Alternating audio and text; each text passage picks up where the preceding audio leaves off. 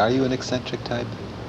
Well, everybody tells me means. so. And for a while, you know how people, when they write reviews and things, they get a little phrase and they attach it to the person. Like Tennessee, they decided he was decadent, and then everything, no matter who was writing, he just, went to the corner. It's a decadent Tennessee Williams, decadent. There was a whole list of things, and they always said eccentric Geraldine Page. Everything is going at once for Geraldine Page. Already famous as a stage star, she is bursting over the country in 2 new films and, at the same time, returning to Broadway in a new play. These first months of 1962 will go down in entertainment history as the golden age of Geraldine Page. This quote from 1962 makes it clear that the early 60s were a very special period, when Geraldine Page, respected stage actress, became Geraldine Page, the toast of Broadway and Hollywood. It was a time of countrywide exposure, of profiles and awards, when all the early promises of her career were finally fulfilled. So in this video, I want to examine how she got to this point, why this golden age marked the turning point of her career, and why her collaboration with a certain playwright by the name of Tennessee Williams was both one of the most important and one of the most frustrating professional relationships of her life. The paths of Geraldine Page and Tennessee Williams had met for the first time indirectly in 1945, when she worked as an usher in the Playhouse Theatre in New York during the production of Williams' Glass Menagerie with Laurette Taylor. Geraldine Page would then begin to get work in smaller stage productions and also became a member of the Actors Studio in New York. Founded in 1947, the growing influence of the studio perfectly correlated with the rise of Tennessee Williams as one of America's most important dramatists.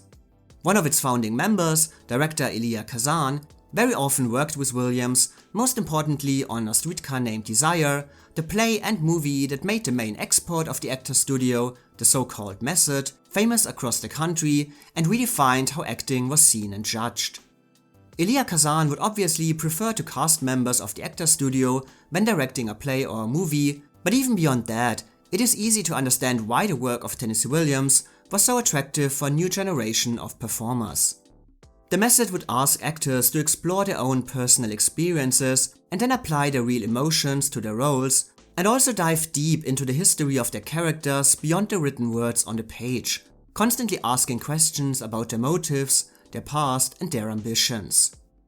Geraldine Page herself would describe her approach to her work as, "A line can go by me for weeks on end, and then suddenly, the association will pop into my mind." And few characters would offer so many choices for inner research and associations than those by Tennessee Williams. Hunted by their past, driven by a vast amount of different feelings and complexities, and often suffering from secrets untold. Of course, this is not to say that only members of the Actors Studio could succeed in his work. His writing attracted members from old Hollywood just as much as performers coming from a British acting tradition, but their success was often highlighted as the result of them specifically not being method actors. Katharine Hepburn, as a woman on the edge of sanity, worked even more strongly by putting her opposite the more modern work of Montgomery Clift and Elizabeth Taylor, while Vivien Leigh's Blanche is an obvious contrast in style and essentially everything else to Marlon Brando's Stanley. In his writing, Williams created parts that asked to be explored and understood to the last detail, and the method of the Actors Studio was a perfect answer. Given these circumstances, it seems that the paths of Geraldine Page, one of the studio's most devoted members, and Tennessee Williams were destined to cross someday. However, despite what seems like a match made in heaven, Tennessee Williams did not see Geraldine Page as a suitable actress for his work at all. Unlike a director, Tennessee Williams was not too concerned with the background of performers, praising the work by members of the Actors Studio just as much as by the aforementioned Katharine Hepburn or Vivien Leigh. But also unlike a director, he lacked the imagination to see how actors could transform themselves on the stage or on the screen.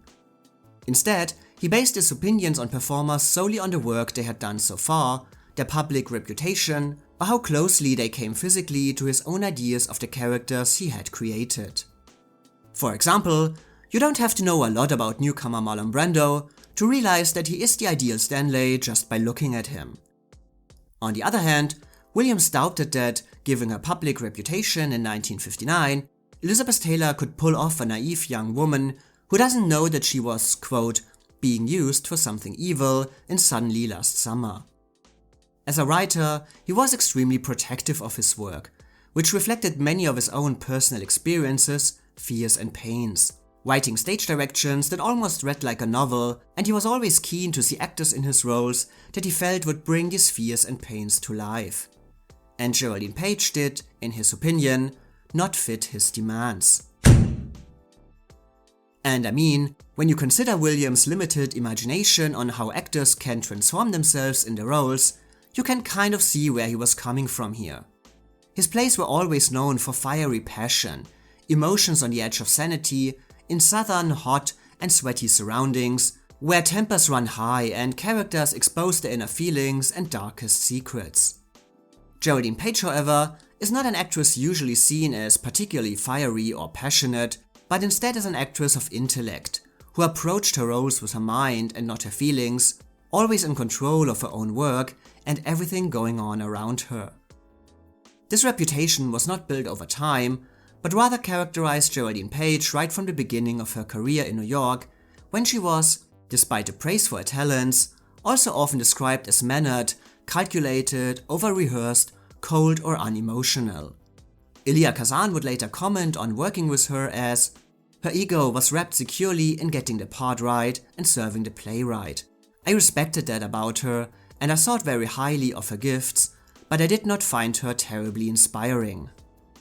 So when director Jose Quintero cast Geraldine Page in 1952 in the central role of Alma in an off-Broadway revival of Williams' Summer and Smoke, it's not surprising that the playwright was at first vehemently opposed. Summer and Smoke had originally premiered on Broadway in 1948 with Margaret Phillips in the role of Alma, but while reviews were mostly positive, the play couldn't live up to A Streetcar Named Desire, which had opened 1 year earlier, and it flopped at the box office. Williams himself was also very unhappy with the original staging and therefore open to the idea of a revival. But he could not see Geraldine Page in a role that, according to him, needed spiritual nobility and lyrical passion, and an actress who didn't think but felt and dreamt. To him, Geraldine Page, quote, does not dream until a task is at hand, and she dreams with the assistance of a writer and a director and a design crew. Geraldine Page herself kind of agreed to this, stating that it was not her job to dream, but rather to be a vessel for somebody else's dream. When I get a script, the dreams of the writer are a gift to me, to open and unravel and play with. I don't dream when I act. I expect a lot, I work toward a lot, but I do not imagine or dream an outcome or a reaction. What I try to do instead is take the writer's dream and meld it with images and feelings. About Tennessee Williams, she would simply say, he dreamt too much, making it clear how theirs was always a relationship of opposites. If I ever make a 1961 video, I will of course go into more detail about Summer and Smoke, but to make a long story short, Geraldine Page proved with her performance as Alma that her more controlled acting style was exactly what the character needed, as she combined the emotional intensity of her role with a more intellectual approach, giving Alma's actions a different layer in her own obsessions, reinterpreting the role only 4 years after its initial premiere in a drastically different, but ultimately far more celebrated way. And this reinterpretation also gave a usually insignificant off-Broadway production a level of attention that New York had actually never seen before. Following the movie version of A Streetcar Named Desire 1 year earlier, interest in performers from the actor studio doing Tennessee Williams drastically increased, and when a new, so far unappreciated actress gives an exciting, method-driven re-evaluation of a central role in one of his, so far, more underappreciated plays, critics naturally take notice. And it's probably an understatement to say that Geraldine Page's performance caused an absolute sensation and was praised as one of the finest the stage had ever seen. The race for her work also shed a new light on off-Broadway theatre and single-handedly gave it an entirely new relevance. And finally, even Williams himself would admit that he was wrong in his first opinions about Geraldine Page, praising her performance as the definite portrayal of Alma, capturing the character just as he had envisioned her. And so what might have seemed like an unsuitable pairing turned into one of the most important collaborations in the history of New York theatre. Tennessee Williams gave Geraldine Page her important breakthrough, she gave new attention to one of his less successful plays. But just because things had turned out so well for both of them, the next collaboration would not be any easier. But it would also be again a highly important one in both their careers. In 1956, Williams began to rewrite his one-actor, The Enemy, Time, which only featured two characters called Chance and the Princess, aka Alexandra Del Lago, with the intention to turn it into a full-length Broadway play, renaming it Sweet Bird of Youth. Having just secured a lucrative deal for the movie version of Cat on a Hot Tin Roof, Williams felt financially secure enough to completely focus on his creative process. This is the first time in years that I've been able to work with unflagging interest on a play script for 6 and 8 hours a day. It has the dynamics of what I think may very well turn out to be the strongest play I have written. But despite financial security, it was still a difficult time for Williams, who experienced a lot of deep personal problems as well, from his growing alcoholism to his difficult relationship to Frank Marlowe and his insecurities from the success of fellow playwright William Ing, who was having a strong run on Broadway with Come Back Little Sheba, Picnic, Bus Stop and The Dark at the Top of the Stairs. As usual, Williams poured much of his own suffering and feelings of inadequacy into the structure and characters of Sweet Bird of Youth, his constant fears of running out of time and of losing his talents. In the character of Alexandra Del Lago, I was expressing and tragically purging my own fearful dilemma, my own obsession, my terror of losing my power as an artist. Finding it difficult to complete the play, Williams would again turn to longtime collaborator Elia Kazan, feeling, "The play needs him more than any other I have written. The truth of it has not yet been quite reached. It's still a melodrama." Kazan would ultimately play an important role in finishing the piece, making various suggestions that were incorporated into the plot and also directing the play on Broadway. Kazan himself would also recognize how Williams had included many of his own demons in the plot, stating, "It is the frankest play he has written, dealing with his own corruption and his wish to return to the purity he once had." Kazan would also be the driving force when it came to casting Sweet Bird of Youth. He personally secured the star power of Paul Newman for the leading role of Chance, a character Kazan called a sort of grotesque mid-20th century Hamlet. Newman had just triumphed with the movie version of Williams' Cat on a Hot Tin Roof, but was open to return to the stage instead of fully committing as a movie actor. And it was also Kazan who came up with the idea to cast Geraldine Page in the central role of the faded movie queen. And like a couple of years earlier, Tennessee Williams would again strongly oppose this casting decision. But what was his problem this time?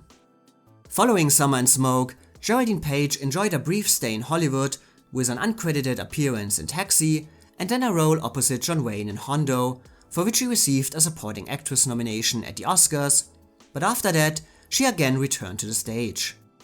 The Oscar nomination made it clear that her talent spoke for itself and that she was an unusual new screen presence, but as I have shown in my 1952 video about Shirley Booth and Julie Harris, Hollywood might like to honor important stage performers when they come west, but mostly does not know what to do with them next, especially when they don't fit the guidelines of what a movie star should look like. Have you in your life faced the issue of looks, how you look, how you appear? Constantly. Living up to other people's standards of how yes, a woman should the look? last time I was on TV, a lady wrote me a thing and said I looked like the Witch of Endor and I should comb my hair and that my hair comb was wrong and all that. All through my life, people have disagreed with me about how I should look. And partly because of what my father read to me about the eccentric types who were wonderful and I admire, it hasn't disturbed me too much.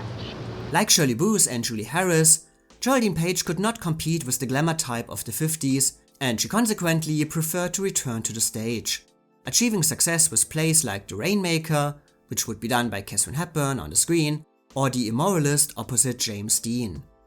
By the end of the decade, Geraldine Page had built an impressive stage resume, but had still not completely established herself as one of Broadway's most relevant performers. In a way you could say, she was too good in her big breakthrough in Summer and Smoke, because after it, she became more or less typecast in these kinds of roles: quiet, repressed, withdrawn. And so it was again essentially the same kind of problem with Tennessee Williams. If he had been unable to see her as a spinster heroine in 1952, he was now unable to see her as anything else, and especially not as a flamboyant, extroverted Hollywood diva. But to be fair, it was also not the type of role Geraldine Page saw herself in. It had been so long since I had played such an overt type of woman. I had been typecast by then as a retiring, quiet person. Her behavior is very unnatural to me. That loud and shocking kind of person. She can't say hello without it being an event. In life, I'd be terrified to treat people the way she does. Elia Kazan, who also knew Geraldine Page only for these kinds of repressed roles, got the idea to cast her in Sweet Bird of Youth when he attended a training session at the Actors Studio where Lee Strasberg instructed Geraldine Page to play a scene from Morning Becomes Electra as high and wide as possible. Geraldine considered herself merely chewing up the scenery and shaking the walls, but Elia Kazan immediately recognized her potential for Sweet Bird of Youth. Geraldine remembered, "I was as shocked as anybody that he offered it to me."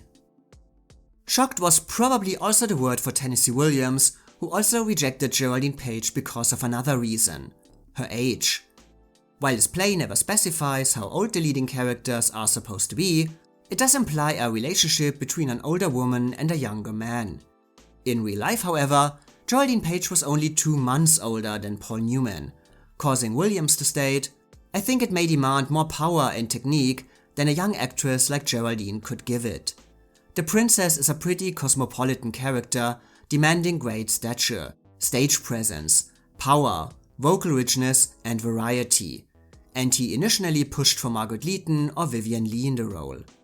Kazan, however, felt that the character needed an American actress and dismissed the age issue, as he knew that Geraldine Page had already convincingly played an older character when she replaced Margaret Leighton in Separate Tables on Broadway.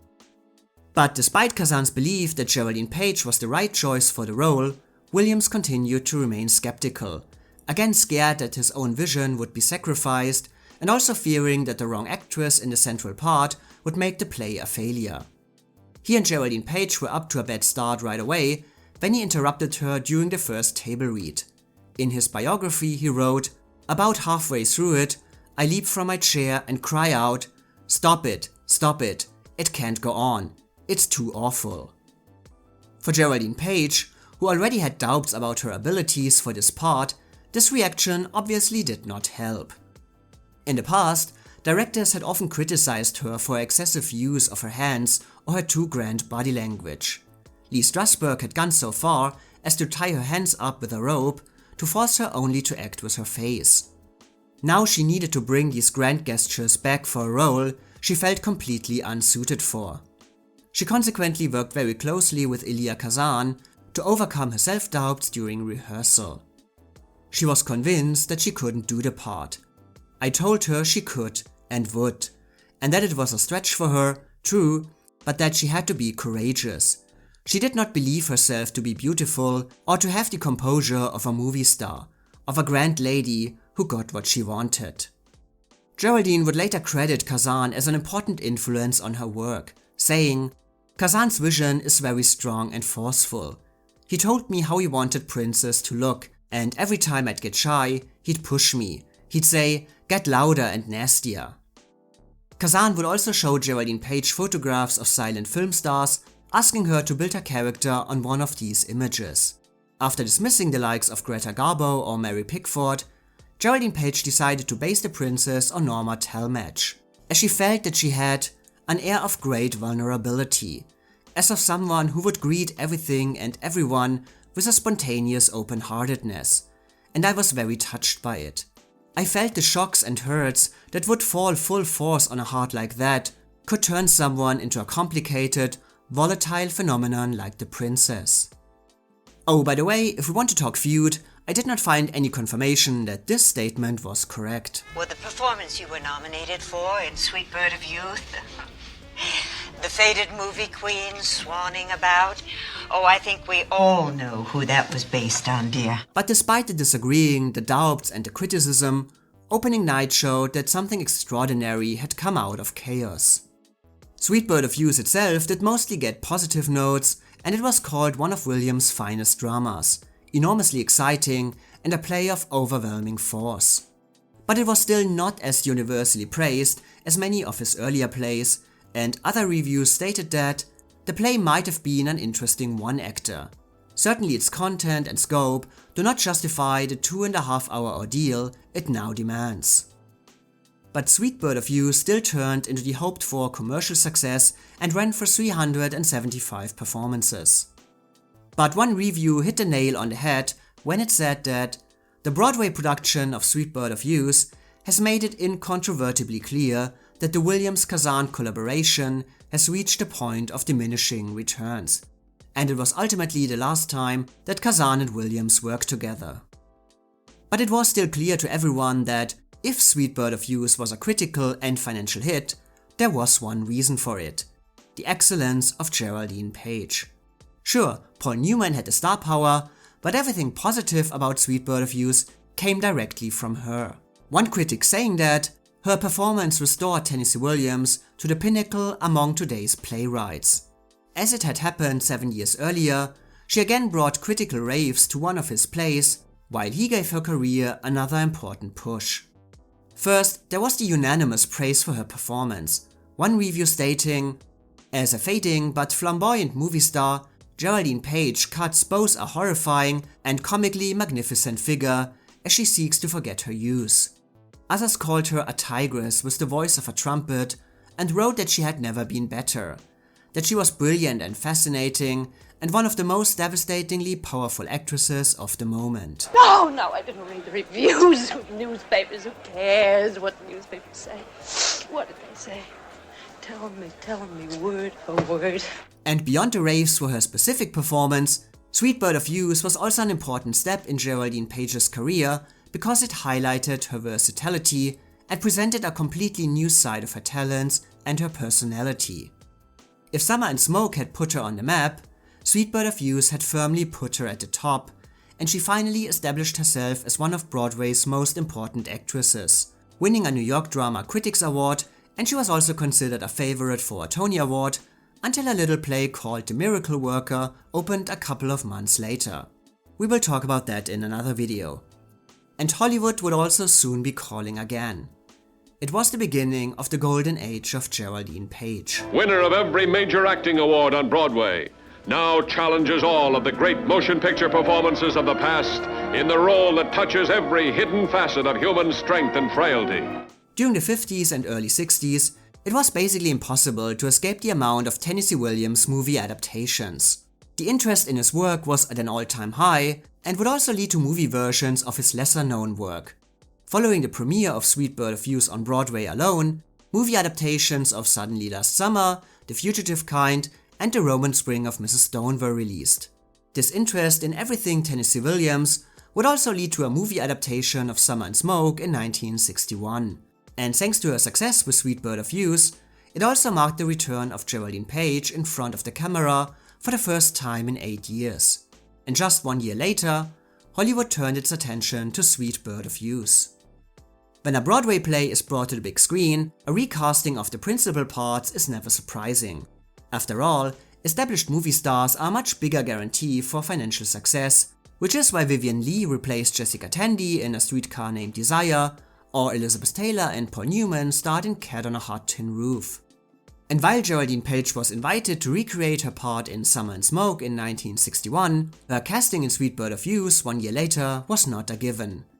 She would receive an Oscar nomination for Summer and Smoke, but the movie was not released yet during the casting process for Alexandra Del Lago, so there were still doubts if she was a suitable leading screen actress, and even more important for MGM, if she could make the movie a financial success.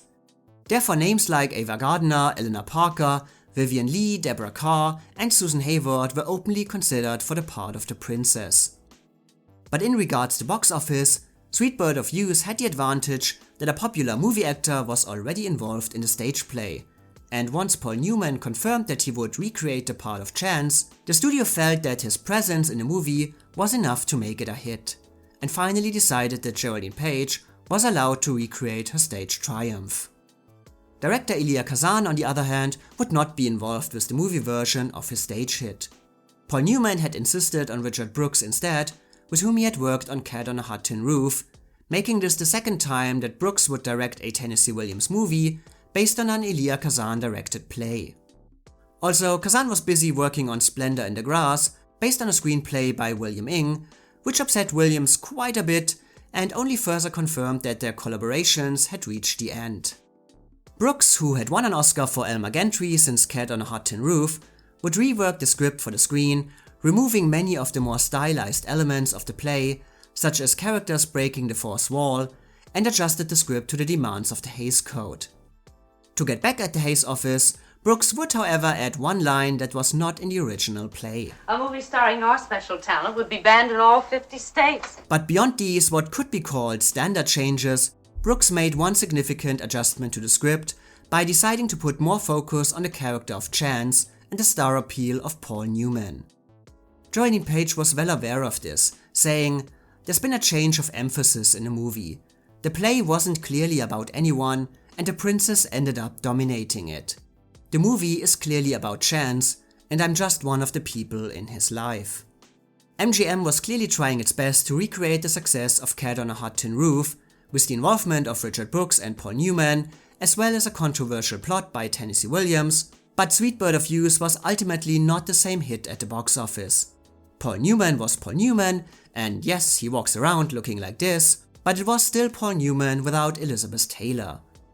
Adding to that the aforementioned wave of Tennessee Williams movies coming to the screen year by year, audiences might simply also have grown tired of his controversial stories. Reviews were still mostly positive, some calling it a powerful drama, surging with a strange but pulsing vitality. But again, like it had happened on the stage and rewrites be damned, it was Geraldine Page who received the lion's share of attention. Praised for her uncanny skill and depth, called fascinating, flawless and glamorous, a great artist who gave, quote, "one of the most acute and unnerving performances put on film in a long time," and essentially every review of her performance was also a prediction for an Oscar nomination. So with all the praise for Geraldine Page, what do I think of her performance? You are a nice monster. Well, I was born a monster. Well, you know how sometimes there is a single word that perfectly describes something and everybody also immediately gets what it means. In the case of Geraldine Page, that word is delicious. It's the kind of irresistible work that only an actress at the peak of her artistic power can give without making it seem like an obvious showcase, immersing herself into the demands of the role while also in total harmony with the material that asks her to go bigger and faster with every new scene. You will wake me in the morning as my butler or my lover, depending on what I want. If I am completely honest, the role of Alexandra Delago is actually, considering that she was written by Tennessee Williams, not that great. She certainly never reaches the depths of a Blanche Dubois or the emotional intensity of a Catherine Holly. There is a lot that seems to be just a stereotypical big movie star. The grand gestures, the constant demands, the living in the past, the ignorance for everything going on that is not related directly to her. I want it now, those pills. I want a drink. Soon, pretty. I want it now. And again, to be honest, there is not a lot Geraldine Page can actually add to this role.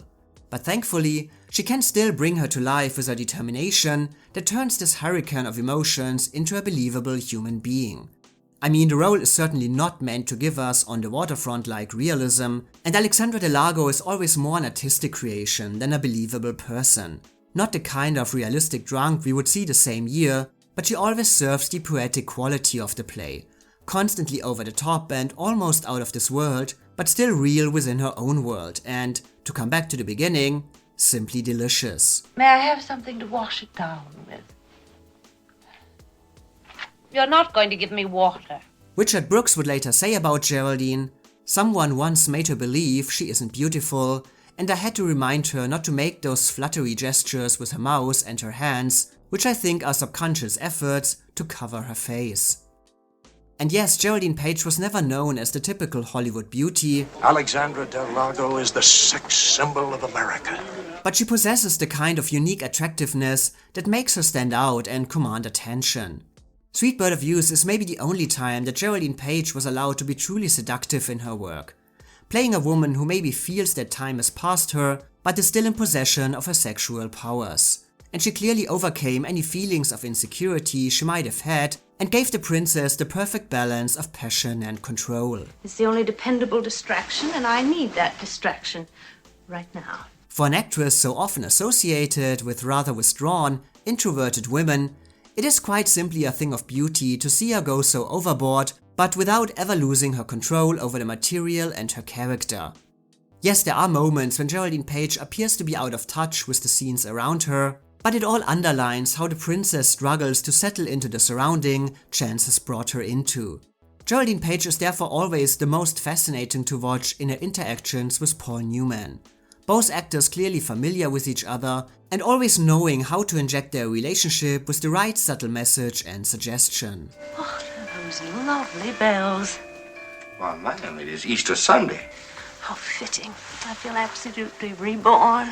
Yes, Paul Newman might look like this in Sweet Bird of Youth, and the movie clearly focuses on his character, making the princess occasionally feel almost unnecessary for the overall plot, but this is Geraldine Page's show from start to finish. The movie takes some time before she truly becomes the center of attention, but once she does, she never lets go.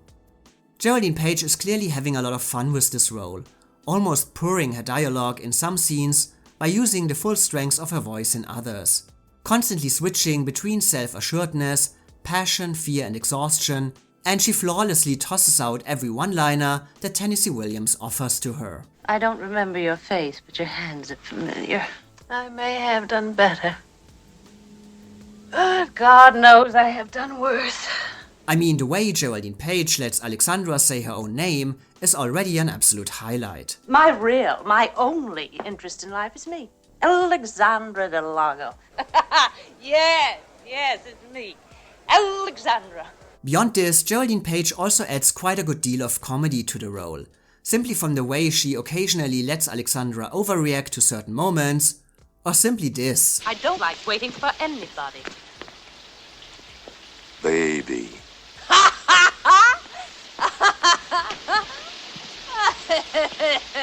Geraldine herself later said that the movie version put more focus on this comedic aspect of the character and that she herself preferred the more dramatic princess of the stage, and I can understand this, especially because it often feels that the comedy comes at her expense. I mean, how many times can Alexandra fall over?